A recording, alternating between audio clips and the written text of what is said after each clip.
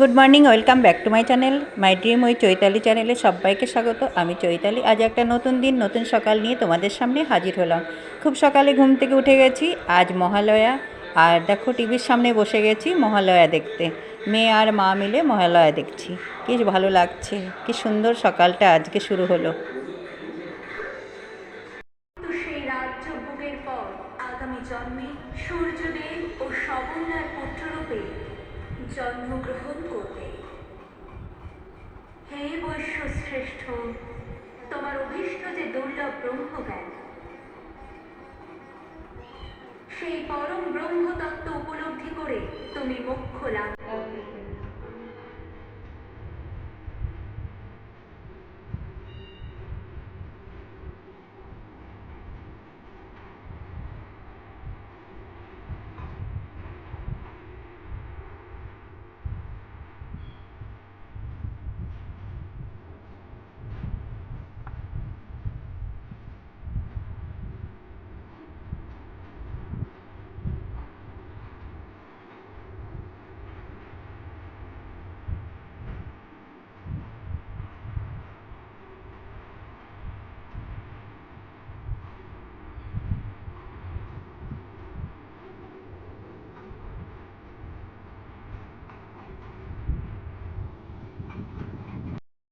আর মহালয়া শেষ করে তারপরে দেখো সকালে গ্যাসটা মুছে প্রণাম করে এবার একটু র চা বানাবো, দুধ চা বানাবো, তারপরে একটু চা খাবো। যেহেতু আজকে সবার ছুটি, সবার বলতে আমার মেয়েই তো যায়, ওরও ছুটি।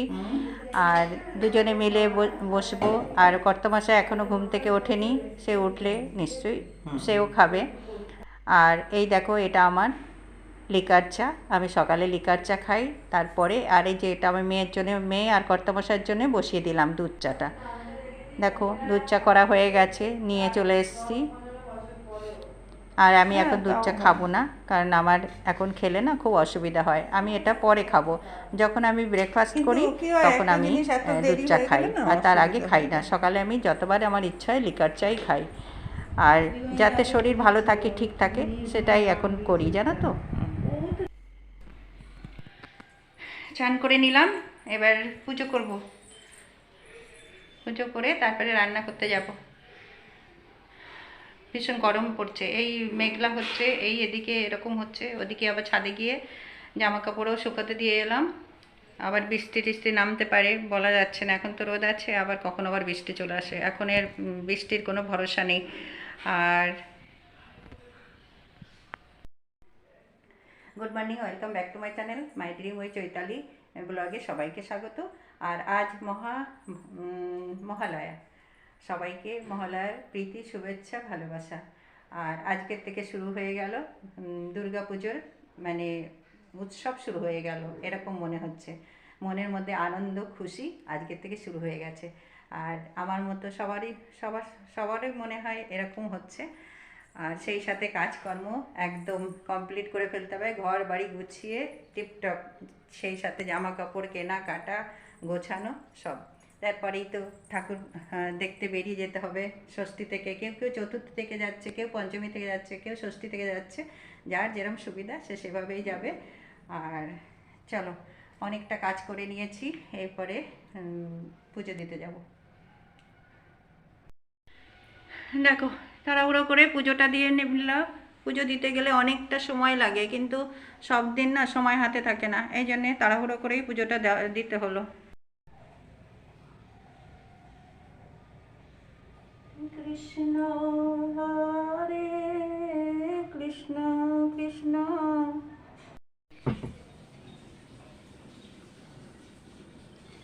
এই ফুলগুলো কি ভালো ফুটেছে, মনে হচ্ছে নীলকণ্ঠ ফুল। আসলে নীলকণ্ঠ ফুল না, এটা কিন্তু সিম, মানে এক ধরনের বিনস। এটা বিনসগুলো এমন নিচে হয়েছে, তোমাদের দেখাতে পাচ্ছি না।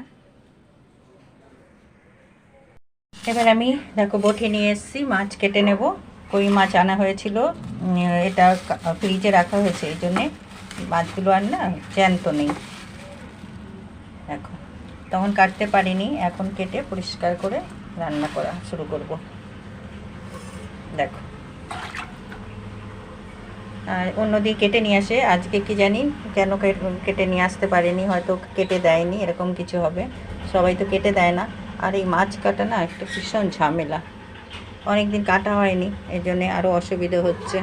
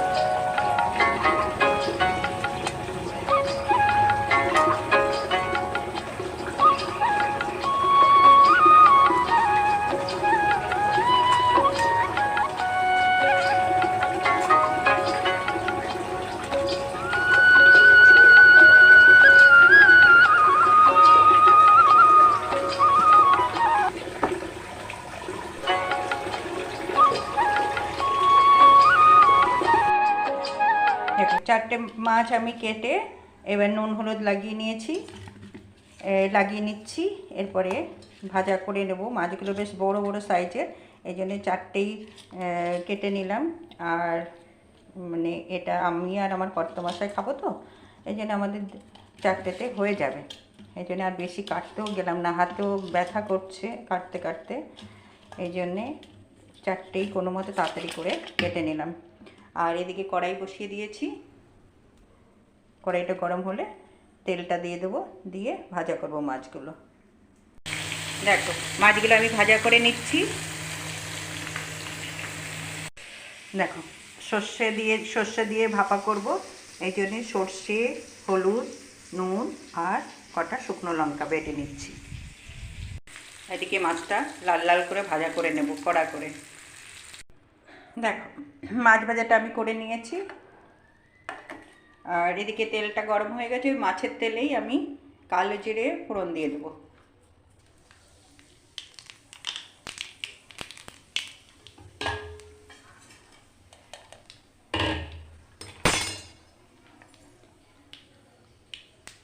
আর এরপরে আমি যে মশলাটা করেছি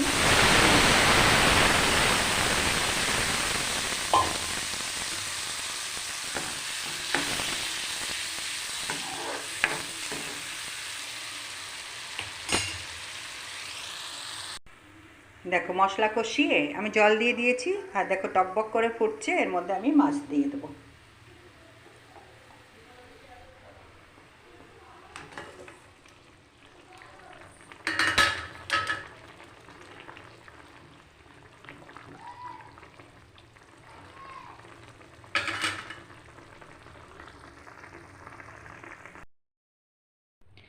দেখো কই মাছ ভাপা আমার, সর্ষে বাটা দিয়ে কই মাছ ভাপা আমার হয়ে গেছে। আর এটা হলো ফাইনাল লুক। দেখো খুব সুন্দর এসছে, কিন্তু কড়াইটা কালো বলে না একটু কালচে দেখতে, এরকম ছবিতে লাগছে, না হলে কালারটা খুব সুন্দর এসছে। চলো দুপুরের খাওয়া দাওয়াটা শেষ করে নিই, আর তারপরে ব্লগটা আর বেশি বড় করব না, এখানেই শেষ করছি।